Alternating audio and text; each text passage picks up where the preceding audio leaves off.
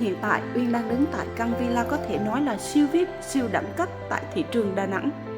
Căn villa với tổng cộng 5 phòng ngủ với tầm nhìn tỷ đô nhìn trực tiếp ra biển. Và đây có thể nói là hàng độc bản vì đây là căn villa có sổ hồng lâu dài tại ấp Đảo Xanh bên bờ biển Đà Nẵng.